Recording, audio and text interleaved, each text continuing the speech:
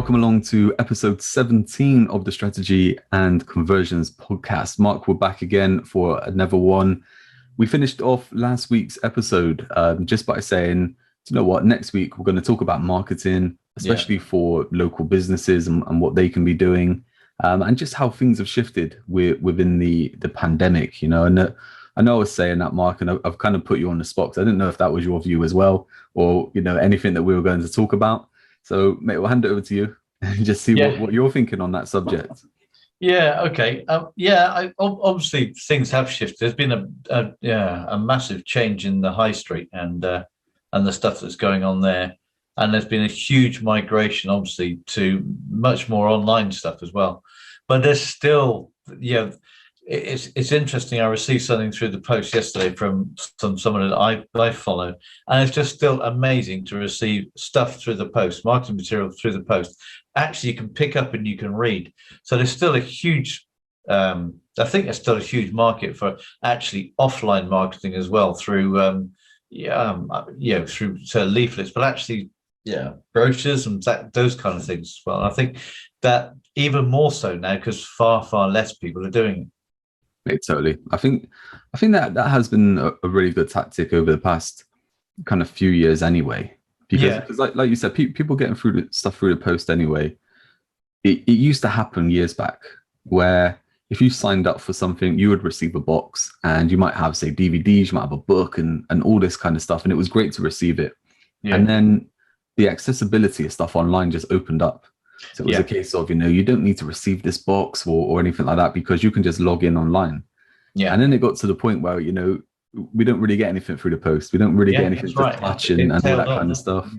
Yeah. And it's just, I think it's kind of gone full circle, especially with the pandemic where, people are liking things. That's the whole kind of thing where the Amazon boom through the pandemic is like people are just ordering stuff because they want to feel good. They want stuff to arrive and, they can have stuff. And that's the same now where, if you have a product that you can actually, put in someone's hands, that's awesome.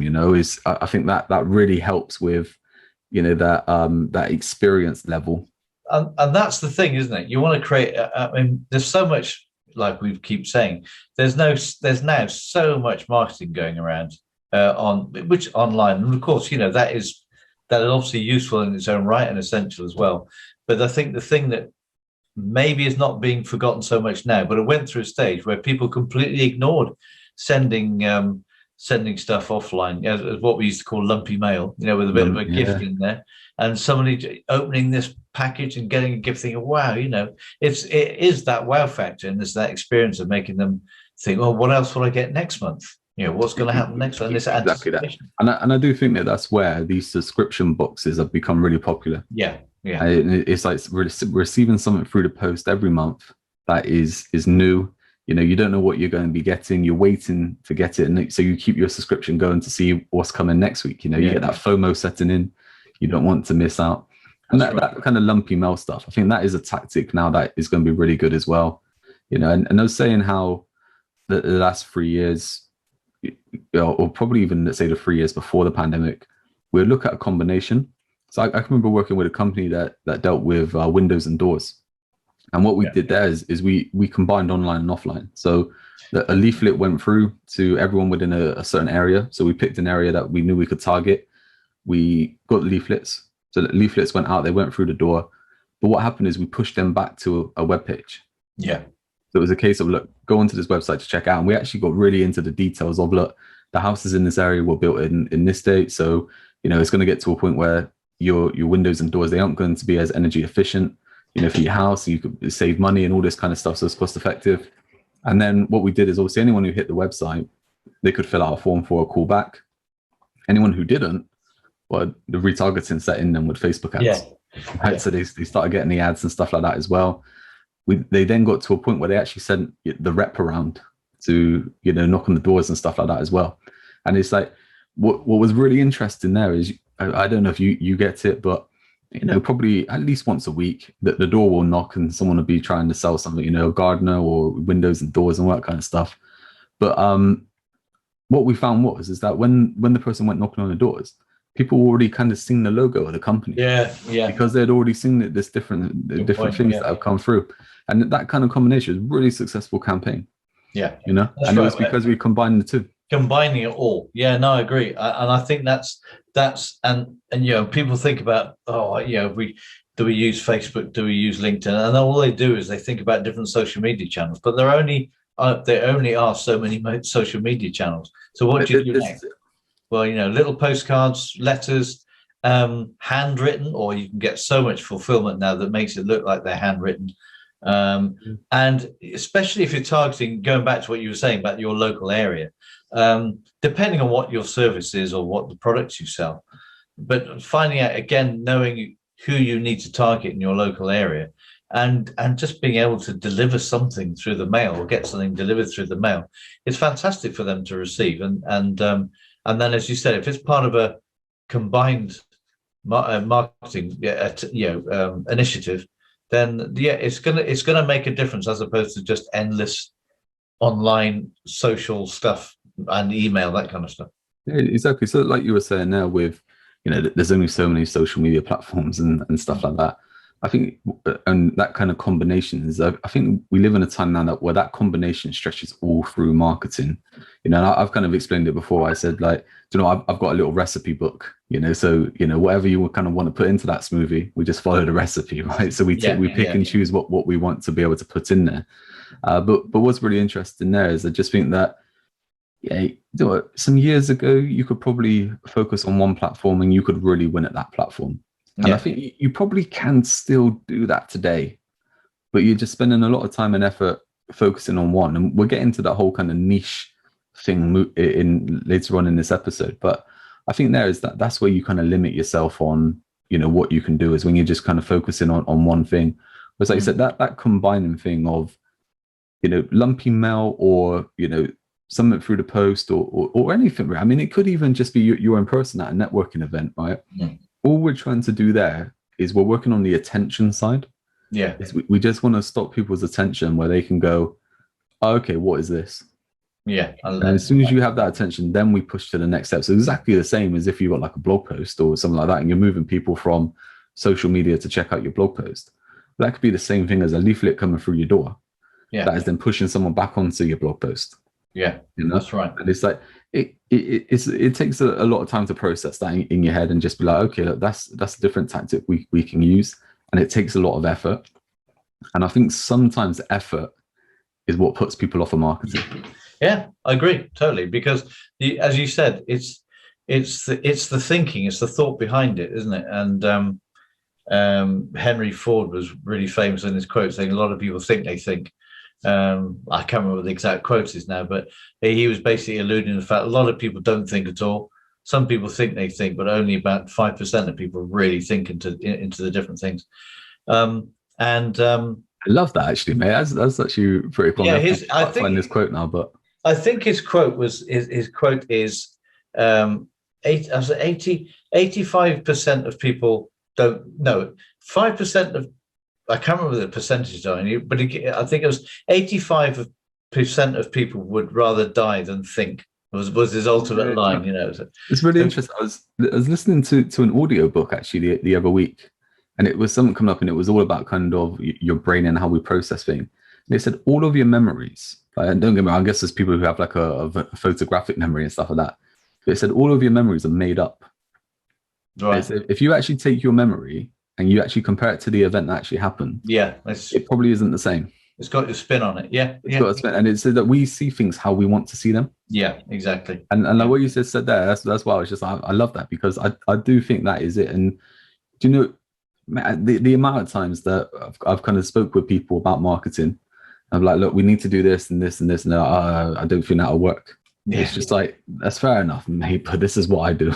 It's like I'm coming at this from a, like, this may sound bad, but it's like, look, I'm coming from this from 2 steps above where you're ever going to get to from, that kind of marketing knowledge and that marketing, I guess just that viewpoint of where you can take that bird's eye view of knowing what's going to work and what isn't. And it's like, they're good at that game. Don't get me wrong. That's why they're the expert. And it's like, that's why I'm the expert at what I do. But the whole point is that we can see what's going to work and what isn't. And the thing is also, like you just said, is that when someone comes up and says, I don't think that will work, And your answer is, well, what evidence have you got to tell you it doesn't work? And they probably will not have an answer to that one. And you'll say, well, in my experience, the evidence is that this does work because bang, bang, bang, bang. And that's that, but people just, I think it's part of the problem is people still have they call in an expert for something, whatever it is, and they still have their ideas. They don't want to let their ideas go. And when you come in and say, well, and you become a bit, not challenging, but you're making them think about what needs to happen. Oh, no, I'm sorry. I'm not sure if that worked. And so, well, have you ever tried it? And what evidence do you know it worked? And they might say, well, it didn't work 30 years ago. And say, well, guess what? The world's moved on. I get that even now when it's like, that this worked a year ago, or that didn't work a year ago, and it's like we're in a different place. Like one year so in the marketing world, especially the online marketing world, is like 10 years.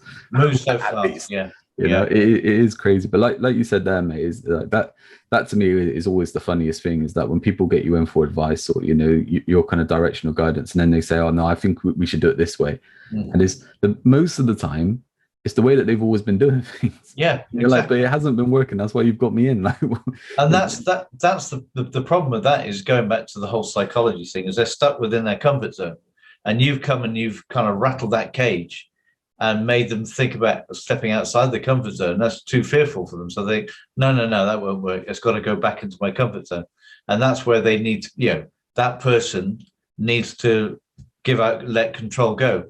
They need to see control so that you actually say, well, this is what will work. Good to know as well. And I know we're digressing a little bit from what we're talking about here, but I think sometimes with that, especially for myself as well, is that we're kind of looking at something with marketing. I know we've done this, maybe when we've kind of gone through stuff, is that I'm looking at stuff, say, several steps down the line, right? And how we kind of put those things in place to get there. Most people are just focused on that next step. And it can seem a bit overwhelming sometimes. I get that, and a bit kind of far-fetched, to be well, how can we do that if we're not even doing this? And it's like, okay, we'll get to that, but we just need to put these steps in place. But what we need to look at is where we're going, that destination, before we could do things. But anyway, getting back to kind of saying with the marketing and talking about effort, right? Is that I think effort is a big thing, right? And if you're listening to this and your marketing isn't working, or you're not getting the results that you want, you're not getting enough leads or anything like that, I'm going to be quite blunt and say it's because you're lazy, right? And that may sound a bit harsh, and it's not your fault either. It's not your fault. It's the dodgy kind of marketers out there. It's their fault, because they're telling you that it's easy, and that all you really need is to buy a system or buy a course, and that's going to help you just get all of it. And of course, that's what we want. We want that whole kind of thing of, do you know what? We can just press 2 buttons and we never need to touch anything again. And leads are just going to come into us. And not even leads. I mean, people don't even want leads today. They just want the business coming in. They just want the money in the bank. And that's what gets sold, right? And we really break it down. There's a massive difference between marketing and business marketing. So if we're just talking marketing in general, and when I say about marketing in general, I'm talking more about, you get like the kind of influencers and stuff like that, and the way they're kind of doing stuff, and they can put a post out and get 5,000 likes or 10,000 likes and all this kind of stuff and different comments, and like you can post and you get nothing. And it's like you're approaching things from different ways, right? It's like, look, do you know what? If you've got some gorgeous guy or girl or something like that, and they're promoting a watch or something, and it looks really amazing, of course people are going to like that. It's like that. That's what they do. If you're trying to post, you know what, we can service your boiler, it's not as sexy as the other stuff. Exactly. Right? But it's still important to people. You can still have the impact, and we'll get into how you can do that. But I think a lot of people get put off by their marketing, is that they can do stuff, they can put stuff out, and they don't really kind of get the reach and stuff like that they want, or they don't get the return that they want. And they think, what's the point? What's the point in marketing? I mean, we'll go deep into kind of our stuff. I mean, look, we're by the time this comes out, we're going to be the end of July, right? Yeah. And we've basically started strategy and conversions for like a month. That's basically what we've been doing, right? And we set pages up on social media, and we don't have a great deal of following or anything like that yet. we're basically like a new business. We're setting stuff up, right?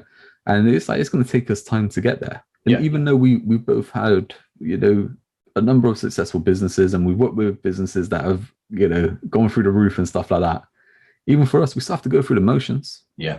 And I think you just, and what you said there is exactly right, is that the thing that came to mind then is that you have somebody who has a presence already on there, and they say, look, I just sent this email out to my list and I got 50 inquiries, or 100 inquiries, 200 inquiries. And somebody said, and then the person at a much shorter start of their journey, so they haven't been going that long, haven't got much of a following, put that same kind of stuff out and don't get anything. And I say, well, why does it work for him and not for me, or for her, or even? And he said, well, because they've been where you are now a few years back. They started off with nothing. They didn't build that huge 1,000, 2,000, 5,000 email list overnight. It doesn't happen overnight. So you've got to then think, right, okay, I need to set it down like we do when we're talking to people. You set it down to daily goal. I need to send out so many emails today to get this level of response today, and do that consistently. Well, what's really interesting there as well, like you said, is that you might get someone that, they've already got the list, or they've already got that kind of influence that they can get that. And we've worked with like coaches, mentors, and stuff like that, and some really good marketers that have phenomenal results. And we also know some that they still hit that block as well. I mean, we were even talking earlier this week, and we were talking about Dan Kennedy, who most will put in a category as like one of the best kind of marketers ever, and stuff like that. And there's even stories of him that he's ran different campaigns, and they've tanked and stuff like that. And it comes back to tweaking, and just making it work making it work basically. But what I was about to say on that as well is that sometimes you get people putting out claims that never happen. It's like you've been there, and it's like you're just putting out claims that to make yourself look good. That will potentially then fake people into taking action. And really, in your heart of hearts, a lot of the people, when they put claims out, you know that it really can't be true, but they want to believe it. So it's a whole psychology thing. Is they make you want that copy is written. This is the secret of copywriting, isn't it? That copy is written in such a way that you want to believe what you're reading, and it drags you in.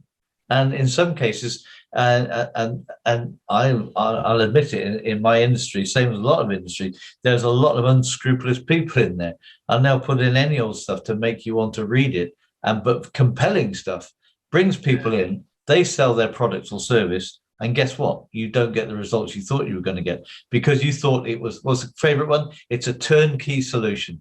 So you think you just press this button, and wow, it all goes. How wrong can you be? I think that's a lot how a lot of courses and stuff like that get sold, isn't it? It's like, look, you sign up to this course and that's it. You'll get this. But and don't get me wrong, I think there are some fantastic courses out there. I've done them. I've been on courses. But there's effort that's required in between. That's the part. You have to put the effort in to make things happen. That's what I was getting back by saying about you're lazy, but it's not your fault because you've been taught this way. I'm going to give you some different tactics anyway on what you can really do no matter what level you're at. But going back to, like I was saying, with our kind of social pages, I think it was Facebook. We put some posts out on Facebook. Mate, you know what? Just a quick little shout as well. Look, go and follow us on social media, whatever platform you go to and stuff like that. Strategy and Conversions. Give us a follow. Give us a message, whatever it is. And wherever you listen to the podcast as well, watching the podcast, like, subscribe, comment, do whatever you need to do. Support us. All these episodes are gold, right? It'd be great to hear from you. Yeah. Do you know? I mean, that is a big thing, isn't it? Like, let's hear from you. Let's talk about more stuff, what you want to hear on the podcast and stuff like that. Let's answer your questions. And but anyway, mate, our Facebook page, we put some posts out, right? And within the space of like 3 weeks or whatever it is, the stats on Facebook show that our reach has increased by something like 37,000%. Right, which is insane, right? Insane. It means nothing. No, it doesn't. All it means is that we weren't posting before, now we're posting. That's all it means, right? But I've actually been in rooms where you've had so-called social media experts. Yeah. They turn around and they say, "Oh, do you know what? We started working with a company, 2 months ago and stuff like that, and they're already seeing an increase by 3,000% in their reach and stuff like that." And maybe people are gobsmacked. They're like, "Wow, that's That's amazing," and amazing. everything like that, And it's, I want you to come work for me, and it's like all they've done is post more, Yeah. Yeah. and it's like, that's all it is. They've got it in front of more people, great. Of course, that there is a big part of that with awareness and building your authority. You can get in front of people, but you can do that yourself just by posting. Right? Yeah. And it comes back with, like I said earlier, just in this podcast we said before, it's consistency. It's getting front of mind. You've got to have the right mess. Don't get me wrong. You can't just post trash every day. That doesn't get you anywhere. But you've got to have the right kind of copy. So the copy takes thought to get that right. But then once you've got something and you think, wow, that's brilliant. If you don't post it, no one else is going to see that it's brilliant. So you've got to start posting consistently. So you don't need copy that is brilliant. You need copy that is good and can start the process going. And you can make it brilliant, but the point is it's out there. You're doing it consistently. And unless you, especially with social media now, there's so many people who will post for a while and then drop off. And the only way, not the only way, one of the ways you stand out is by, like we're doing with the podcast, is continually do it week in, week out. Once you've committed to do it, people start to expect it. So the last thing you want to do is start dropping back on your activity. And there's so many people we know, don't we, that they've started off podcasts, 2 or 3, they've gone pretty well, and then they stopped. And so it's tanked for them. Whereas we start off, I don't know, we probably only had a couple of views when we started out, but we started out and we keep it going and the viewers are increasing. But it's work. But that's what you've got to do. If you love what you're doing, it's not really work. I mean that's a very good point there. I think if we looked at the kind of stats from, say, 3 podcasts in, we probably would have quit, right? Yeah. Well, yeah. But because the stats weren't great. But the whole kind of point is that, look, we're not doing the podcast for instant recognition. No. We're doing the podcast, like, for one, to help people. Yeah. This whole point here is like, look, you're going to listen to this podcast, you're going to take something from it. Right? That's a big thing. Take something from it. Whatever we say may not be exactly right for you, but it's going to put you in that kind of mindset way of thinking that, okay, look, I can adapt this in this way for me, and that's going to work for me moving forward. And some of the stuff we talk about is great. You can just take it and run with it. And some of the risk as well to avoid, I think, is what we've been talking about also, is that there's so many kind of things out there that can just send you down a rabbit hole. And, if you take anything, it's to avoid those things and just look at things more simple. And this, you were saying, Mark, before as well, mate, how, and I think we've had a couple of chats like this on the podcast where it's just like, look, everything in marketing works. Yes. It's how you put it together to make it work for you. I said to you before, I explain it as like the recipe book, so it's just a case of, look, we're trying to do this. Okay, look, we go to that page of the recipe book. This is what we need to put in place. This is how it's going to happen. But the whole point there is that there is more focused in regards to a campaign or driven towards a certain outcome. And what happens in marketing, where you said about most people quit, and we've all been there, we do stuff for a little while, all good intentions and stuff like that, and things quit. And things don't work out, so we quit. And the reason is that because things aren't working the way we want, we start to lack motivation in doing it, And I think it comes back to figuring out what you're trying to do to make it happen. Most people don't know. They're just, right, okay, I want to get some customers in for this, or I'm putting together this and that, and they just get on and do it. And the way you need to think about marketing is forget about advertising for a minute. And I think most people look at marketing as advertising. They look at put something out, get something back, and that's it. There's actually 2 lines of marketing. The first line is basically the same as opening up your shop each day, letting people know that you're in business, you're available there, you can go and they can come to you when they need you. Right? Just think of it as your local shop. How often do you go? It's not like you go every day and stuff like that, but it's there. If all of a sudden your shop started opening at random times, you would start going to a different shop, because after a few times of you going there and it's shut, or you're not going to remember, you're not going to think of that place to go to, because you're just going to be like, it's shut, and it's the same thing as like with that consistency, like you're saying, is that if people just marketing every now and again, or the big thing is that they're marketing different things, it starts to add to confusion. So people will go to the easiest option. And the best way to become that easy option is to have that front line of marketing, which is basically you opening up the doors each day to let people know that you're in business. And you're there, I'm saying each day. Look, it doesn't have to be each day, but it's that concept of you're opening the shop each day to let people know that you're in business. The second line, and so that first line as well, is like I said, it's for people to come to you when they need you. Right? Yeah. So it's not that they come to you because you want them to come to you. Right. No, it's front of mind, isn't it? That's the whole point about it. It's front of mind. So I mean, where I live here, we've got. I know the shops are on the high street, so I know they're there. So if I need, if I've got a deli just up the road, if I'm looking for something from a deli, I know where to go. I will go to that one particular shop. If I go there one day and it's closed, that puts me all under confusion. And of course, then I'll be thinking, right, okay, I'll go somewhere else. He may have just gone on holiday and closed his doors, but I don't know that. It could be, I think, especially nowadays, he might think, oh, okay, his business has gone bust. So I'll stop going there. And I think that's exactly the same thing as you said. It's front of mind, keep front of mind, and people will come back to you when they need your services. Exactly that. And the part that I was just going to add on to that as well is that it's not even a case of them coming to you, but it's that referral line as well, them recommending people. Very true. Yeah. So being that front of mind and keeping open doesn't necessarily result in that one customer, but it could result in 4 different customers. Yeah, exactly. Some recommends for you to come in, and it could even be that they were a previous customer and they're now recommending you, and they're saying to people to check you out. Yeah. But if you're not there, then that's kind of wasted. Yeah. So that's that first line of marketing. The second line of marketing is more about that campaign side.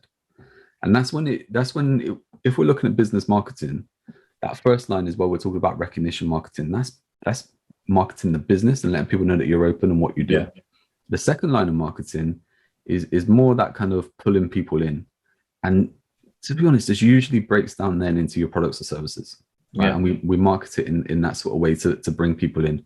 But that there is the way how, we want to bring leads in. We want to generate leads. And I guess the easiest way to kind of explain it is to give you a couple of examples. So if I've got to come up with some on the spot now, but if we look at, say, like a mechanic, right? So just say you have like a garage, right? They offer services all year long, right? So they know they're going to be marketing in a way where they let people know that they're in business. You can bring the car into them when you need a service, when something isn't quite right, if you need a repair, MOT's coming up or whatever it is, right? They know that they come to you.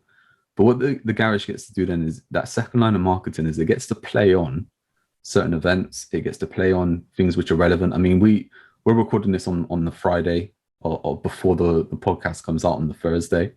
And we've just probably had like the hottest week that I can ever remember, right?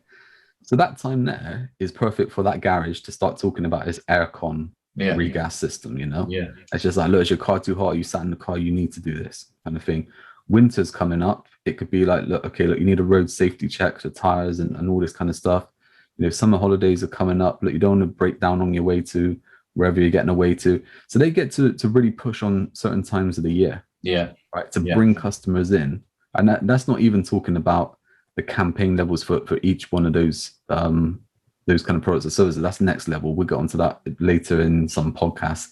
But that there just gives you that different, that different concept then of 2 lines of marketing. Yeah. So one is you letting people know that you're in business and what you can offer, and 2 is how you bring them in. Yeah. And it's interesting, isn't it? Because that's if I use the analogy, I mean the deli on the this deli I'm talking about on the high street. I don't think that deli markets at all, to be honest.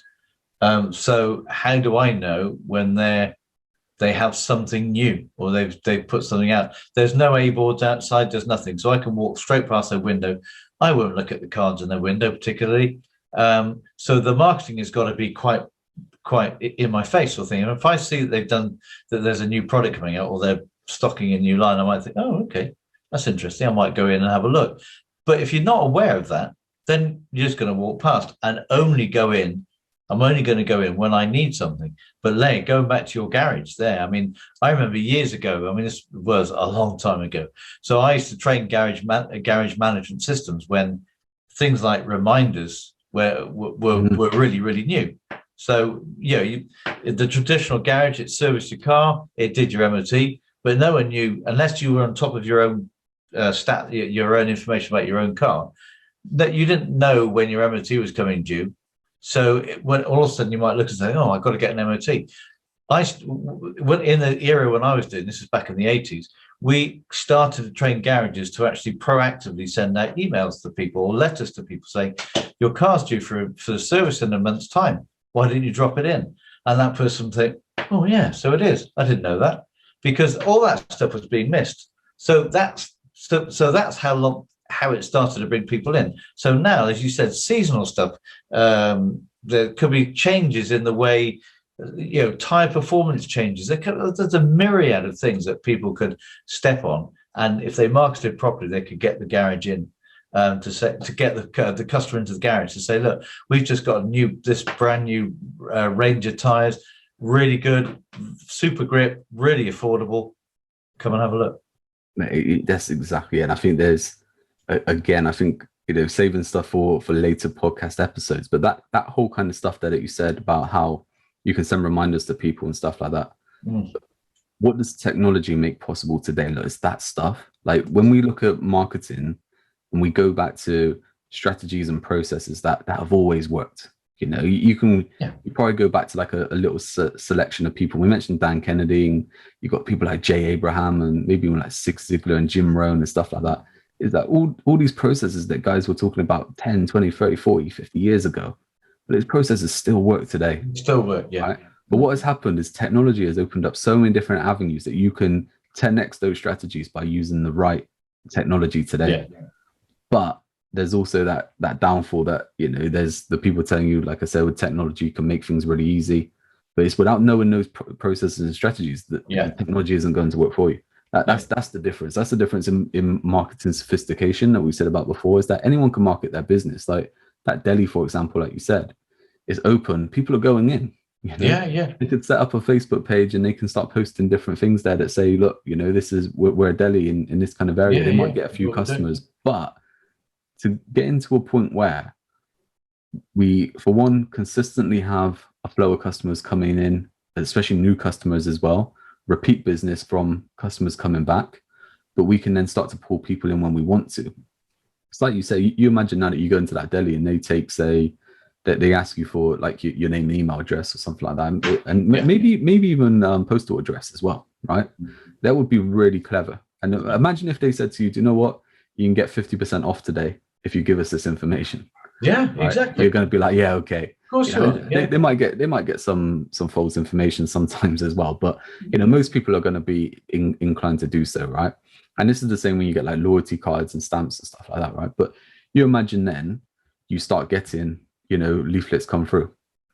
This week we've got this special on. Exactly. You're going to be popping out to that deli, mate. I know you're going to be going to do it, right? I would be doing the same. We mentioned this on one like the early podcasts where I said about, for me, like the amount of marketing I get from Domino's Pizza, right, is insane, right? And I think I've even got like a text message flag up today whilst we've been recording this, right? And it's like, I'll get the menus through my door. I'll get text messages. I'll get emails. I'll see adverts on TV. I was like, they're a global business. They're a massive business, but they're still marketing because what they want to do is just put themselves front of mind. Exactly. So when you have to make a decision what you're going to eat tonight or what takeaway you're going to get, Domino's is in with a shout. And you've hit a huge area on the head there, because restaurants. I know restaurants have had it really, really. The whole catering industry, you can't deny they've had it really, really badly in the whole pandemic. But I know I love Indian cuisine. I've got 3, would you believe, 3 Indian restaurants here in Downend, and there's 2 that are pretty good. One's a bring your own. It's a takeaway mainly, but it's pretty good as well. None of them, absolutely none of them. When I go and pay an invoice, pay my bill, none of them take my email address. None of them take my mobile phone number, even though they ask you to reserve a table with your mobile phone number. Now, if they start to be proactive and have your mobile phone number, then they could send you out a weekly SMS. So they have, I know because I know the owner, Thursday, Friday, Saturday, Sunday, they are packed. Monday, Tuesday, Wednesday, they're absolutely dead. So why not start giving deals on a Monday, Tuesday, Wednesday and filling their restaurant? Right, yeah. Now, I've talked to the owner about this, and he didn't really want to know. But that's where, going back to what we were saying about thinking, and that quote is that 5% of people think, 10% of people think they think, and 85% of people would rather die than think. And I think that was Henry Ford who came out with that one.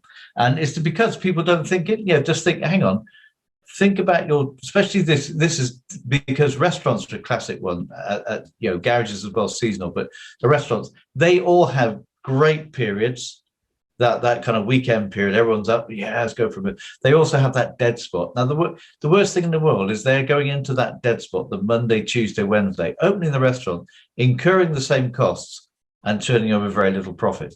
Okay, so why not fill it? It's quite simple. You just give special offers. You just get people in by telling them. That's as simple as that. Tuesday, come in. Our restaurant, we're normally empty. You can have a table without any problem at all. Celebrate this. Do that. Suggest ideas. Suggest menus even. We said about it before on a podcast as well. Is that the acquisition costs are the costs that you will basically have the most within business, getting that new customer acquisition. Whereas when the customer comes in, you start marketing to them in the right way, that customer is going to be coming back. Because like you said, with like the Indian restaurant, for example, is that, if they started sending out special offers to you on text or whatever it is, there every day. You're going to be more inclined to just be like, yeah, okay, let's go and get that tonight, where you wouldn't, without it. Like you said, if in the daytime or whatever, certain places, they aren't busy. At what point, and you like you say, you'll be talking to a business owner and they say, oh yeah, it's always dead on a Monday. It's like, but it doesn't have to be. It doesn't have to be. Why? You're making that choice. That's the thing. Yeah. There are things that you can do. And again, look, does it come back to effort? Maybe. Maybe it's just a case of, what, we have to put more effort into making this happen. And they're happy with where they are, or they don't see it happening, or. I think there's part and part. You can say, well, they get enough income on that weekend that they don't have to worry about it. So, but then you say, well, why open them? Why do you open Monday, Tuesday, Wednesday? And they say, oh, well, you have to open just in case people come in. So if you're going to make the effort to get people in, then if you're going to make the effort to open up so people can come in, get them in. It's just that thought process. It's one level up from thinking, well, I have to open, but I'll sit here and twiddle my thumbs. And he said, no, okay, I have to open. I'll send out 10, 20 text messages to all these mobile phone numbers that I've asked people, are you okay if I keep your mobile? Just, because we want to send you special offers. We'd love to send. And most people who've just had a good meal say, yeah, of course you can. No problem. That's the best time to get people, right? I mean, yeah. I can remember years ago, like hearing it kind of put where the best time to get people to spend money with you is when they've already got their wallet open. Yeah. Right. Absolutely. And that kind of thing as well, is catching someone's details and putting them in place ready for the next sale is when they're about to buy or they've already bought from you. And had a good experience. Good experience, of course, mate. There's a big thing to that. And I was going to come into saying about, we're talking about kind of grabbing people's details and stuff like that. There are obviously rules and there are obviously ways in which you go about it and how you do it and the best way you can maximize it. But it comes back to that. It comes back to experience. And I think having that good experience, I guess, flows nicely on to the next kind of part that I was about to talk about. But you're saying there about kind of opening up on Monday and it being dead or whatever, and it not changing. It comes back to, like I was saying, about being lazy at marketing, right? Is that you're probably just like all right, you're happy with, you're getting results which are all right, you're happy with them, and you don't want to put in that effort to take that next step. And that happens a lot with small business owners, I think. Yeah. Right. Where they are kind of, okay, look, we'll put some blogs out, and we put some stuff on social media, and we'll hope that customers come to us. Mm. And then no customers come, so they do the same thing again. And like that was everything in marketing works, but it's how you use it and stuff like that. So with all that kind of stuff, like something is missing from the front end, So or something is missing in regards to the offer that you're putting together. But I was telling you just before we came on as well about how I read this this stat from the States that said about the first quarter of 2021, over 5 million blog posts were uploaded to WordPress websites every day within the first quarter. That's over, it's around like 500 million blogs within a 3-month period, right, put online. And that's a lot of blogs. And do you know what? I would probably go as far as to say there's only a small percentage of them that are actually generating any kind of revenue. Yeah. So there will be the kind of high-end marketers who are just like maybe making money from the likes of affiliate deals and recommendations and stuff like that. There are then the people who are putting blogs to sell their products or services. And then there is a lot of just filler. That is just content that people thinking we need to do some blogs, we need to put some blogs out, and nothing ever really comes of it. But the reason I'm saying about that is that you have to get to a point where you go, okay, look, what I'm doing isn't working, so I need to do something more. And it's not about saying more as in, look, you have to spend more money, or you have to like double your efforts and stuff like that. It could just be you reallocate those efforts.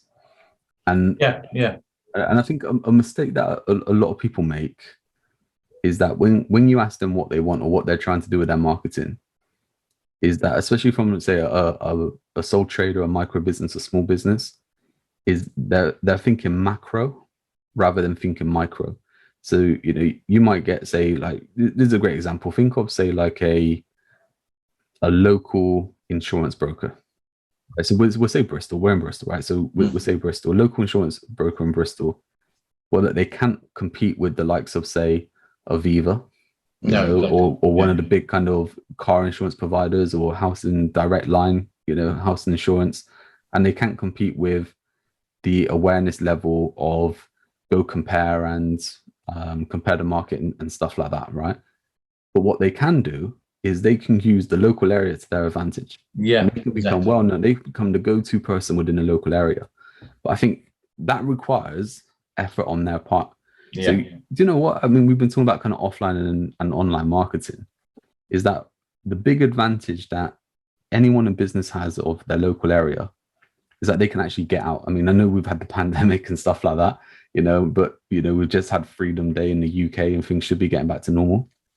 Is that you could actually physically get out and go and see different businesses and explain what you do, and you will pick up business just from having conversations. A numbers game, right? And if you take your marketing to the next level, then you combine maybe some of that offline stuff that we've talked about. So you can kind of go into a business and you can say, look, this is what I do. Here's my information. Check out my stuff online. Again, a bit of a numbers game, but that will increase. So you will have better conversion that way. And then you start doing your marketing as well, where maybe you are running different campaigns to the local area. Well, people are going to see you as the go-to person. This person is in my town. They do this, they do that. I trust them because my friend has left a review for them as well. You get to dominate your local area, and that there is a lot easier, than trying to dominate, a wider area. And even though we have all the capability today with technology and, being online, it doesn't mean that you have to go after stuff far away. It's like even your local postcode. I was working recently with a construction company, building company, and he's based in a particular area in Bristol, and he lives in that area. And copywriting, I create adverts for him and leaflets, and he leaflet drops the houses in his area. He does it religiously. I think about once a quarter. He'll have a different wording on his adverts, but he spends the money to get the advert right as it can be, and he goes out and he pounds the street. And I've obviously done this for some time from different times, and asked him, and he says he gets a great return. And I was quite surprised. He said, well, at first you don't, but then people see your leaflet come in and they recognize your name. They see your van around the neighborhood, because now he's starting to pick up jobs in the neighborhood and people say, "Oh, number 74 down there, they're having their roof done." I'm like, "Oh, it's a such and such down the road. We got a leaflet from them." And once they start seeing the van going around with the local, all of a sudden, like you just said, that's the go-to person. So when they decide they want an extension, or they might want some, whatever building work done. They're not looking at who can I get? They're not even looking at things like Checker Trade or anybody like that. They'll probably think, "Oh, I know, I've got a leaflet here." Ring them straight away. Yeah, And Mrs. Jones is having it done, so we'll have it done as well, and we'll get that person to do it. And you're talking there a lot about trades. Mate, trades are fantastic at that. Yeah, they are. They're good. To be honest, they're very good. Trades are probably that one sector, right, that would probably always be difficult to pick up in marketing, because they always get so many referrals and stuff like that. Yeah. It's only when they start getting to a stage where they take on staff that they realize that they need that kind of lead generation system to kind of bring it in. And probably even to this day, I would say that trades are the only sector in the past kind of like 3 years or so that you could start putting stuff out on Facebook and you'll get leads instantly. Yeah, that's the thing, right? Trades are still like that, but that way of doing things, yeah. Look, you take that concept there of when I'm talking about effort and talking about getting out and stuff like that. If you did that from a trades point of view, and then you also did the kind of the online marketing side of things that we're saying that every local business should do anyway, you're going to combine that in such a way that's so powerful that you're going to take advantage, mate. You think as well, for instance, we're talking there about, say, you said about you in Downend, which is, like a place with it in Bristol. It's not a small area, but you've got it is like a community kind of thing there. Yeah. Now you imagine, right, that look, you've got those shops there and you've got the kind of surrounding houses and stuff like that. You get onto Facebook as well. There is a Facebook group for Downend people and maybe even Downend businesses and stuff like that. Yeah. You can run ads to just that Downend kind of area as well, right? So you could really heavily dominate that area. You could build awareness very quickly. You could build authority really quickly as well. And you could actually then build that reputation, right, in such a short period of time, in such a powerful way. And then you can move on to different locations. But what happens is people would look at Bristol as a whole. And don't get me wrong, I mean, they don't want to, discount Bristol. They don't want to disregard the other areas of Bristol, but take advantage of certain areas, like your local area. You could take advantage of so much. It's interesting because this particular builder, he does this. He's been doing this now for, I guess, probably about a year and a half, and he consistently does it, even though business is picking up, because he has his purpose wise. He wants to build a big construction company. He doesn't want to go to a sort of a kind of a multinational name. He just wants to build a big construction company within a part, not even of Bristol, within a part of Bristol. He wants to dominate that. That's what he wants to do. So he's out there he's pounding the street. I think he even probably employs his son to now help him with the leaflet dropping. But he's doing it every quarter simply because he knows that the consistency is a thing that will make it happen. We hit it with Domino's, didn't we? Sorry?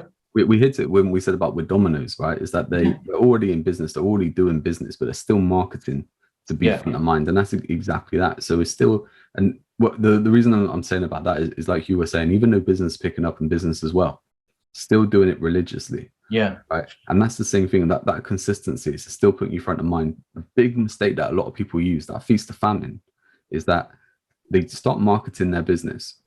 They get some business and then they stop marketing it because they've got business. Yeah. And then they get back onto the same thing. But if you have that consistency, you are always bringing in business. Yeah. Exactly. And it gives you options as well then. You can move forward, you can move into different areas, you can even niche down. And I think probably on that topic of niche, we'll put that into next week's episode. We'll talk about that next. Yes. Because I think we're getting to about 50 minutes of this episode, mate. So we'll start to wrap it up. But I think niche is a good area to talk about next week, because I think there's a few mistakes that happen with niching. Yeah, very much. And there's a few opportunities to be had with niching, and we'll talk about that a bit more. But I think what we'll do, kind of wrapping it up on this kind of episode is just like, look, you have an amazing opportunity if you are a sole trader or a small business, a micro business, to really dominate your area, right? And you have so many advantages with technology to do that as well. So not only do you get the kind of like the foot power, you get to go out and do the offline stuff. And even like we said about lumpy mail and stuff like that, you could even deliver it yourself. You don't even need to pay for postage. You could just get out and do that yourself, right? Yeah. But you have the opportunities through the likes of like the big things like Google, for example, right? Is Google favoring you as a local business? Because most businesses, and this has always been a thing, most businesses, their clients will be within a certain radius. Yeah. Right. And most customers will be looking for services within a certain radius. Now, forget Amazon and forget kind of online shopping, right? We're not talking about that, because that's become, through technology, just become ease. So we can just go to Amazon, order what we want, and that comes in. But when we're talking about certain services, of a local area and stuff like that, you get to dominate it by being the go-to person. Right? So you're probably never going to compete on price with anything on Amazon, right? But people don't always bet on price. We went through that in previous episodes and stuff like that. People would rather deal with someone. So if you like, say, a brokerage or something like that, if you're a restaurant, if you have any kind of like local business, again, I'm overcomplicating it from what I'm talking about here anyway, but because Google knows that most customers are going to be looking at their local area, they will present searches from that local area. Yeah. So what lots of people get confused is that they think, okay, look, if I'm in Bristol and I type in that I'm looking for whatever I want, well, the same search is going to come up if I'm in Newcastle. It's not, right? They work on geolocation. Yeah. And it comes down to, they want to give you the best experience as a customer of Google. So they want to present you with, a solution which is going to be close to you. And that's why you will see that if you start typing in something, the first search suggestion that comes up is near me, because they know that when you're searching for something, they're searching for something which is near you, because you want to be able to either drive and pick something up, or drive and experience whatever it is, or you will have someone who can come to you. And that only happens within that kind of certain radius. So you get to dominate that, and you get to basically dominate if you want to pay for stuff as well, like ads and stuff like that. You get to dominate it that way. And just to give you just a little kind of quick insight into how this works out, and I'll be honest, I haven't done much with this in the last couple of years, so I don't even know if it's still there or what it's doing. But I can remember going back about 5 years ago, working with a health insurance broker. So it's just a small place in Bristol. They wanted to dominate the local area for lead generation. The likes of, say, Bupa and AXA are spending tens, if not hundreds of millions a year on marketing. They're never going to compete with what those guys are doing, but they do get to dominate the local area. We set up a little lead generation site which was aimed just at Bristol, and that was coming up top in a search if you were typing in health insurance broker within Bristol. Wow. And it's like, that's the opportunity that you have. Is that you get to do these things. That big advantage. So going back to, like I was saying, with effort, if we take, say, a Facebook group, for example, and we say Downend again, just to follow on that kind of flow, is that if there's a Facebook group for Downend, then all you do is you go in there once every 2 weeks or so, and you post something that says, I do this, and then you bugger off, and that's it. Nothing's really going to happen from it. No, that's right. Yeah. Right. But if you get in and, someone's like, oh, do you know what we're looking for? A plumber or something like that. And you're like, do you know what? I know a really good one. This is his details. Yeah. Someone's like, does anyone recommend this and that? And you're getting in there. Or someone posts something like, this is awesome. Not being a creep about it, but just being, someone in the community. It's relationships, isn't it? Because that's again how the trust is built. It builds that relationship, so that when someone then needs what you offer, or they know someone who needs what you offer, that know, like, and trust is already there. Exactly right. They're going to be coming into you. But that there is a micro example of a Facebook group. But if you then take a macro example of what you can do over several different platforms, and combining online and offline, the opportunity there is massive for you, right? So I guess if we're looking to round up this episode, I guess what I'm going to say is, look, stop being lazy. That's not saying that you are lazy, is that you've been conditioned that way through marketers, right? To be lazy, sit behind the computer and just but wait for people to come to you. Go out and get it, especially if you're not getting business. I think that's the big thing. Look, if you're not getting business, get out and do it.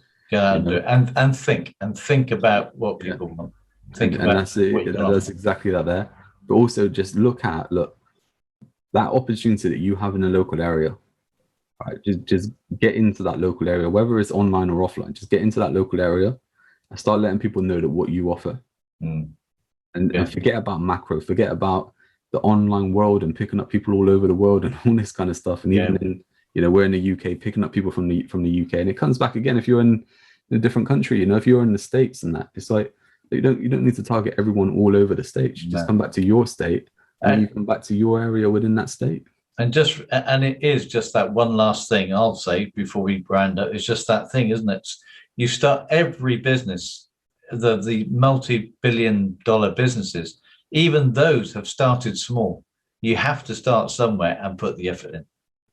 That is exactly it, isn't it? Look, they don't just open a door and they're a massive business and they've got millions of customers. It's like they started off, dominating the local area, and you have the opportunity then to expand into new areas and just rinse and repeat. That's how businesses grow. That's how business used to grow.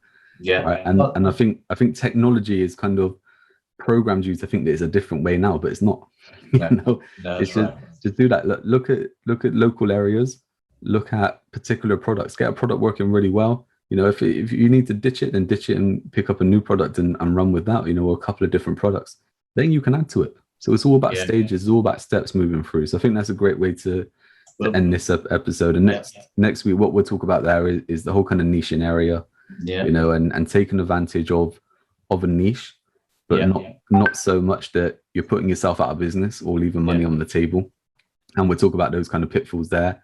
Like, quick little plug for us, I guess. We've got a couple of things up on the website that can help you. So no matter what stage you're at, the kind of budget you're working with or the results that you're looking to gain, we have something there. We have stuff from free. So we have a fire up your business in 21 days through to a strategic development blueprint that we have on a special offer at the minute.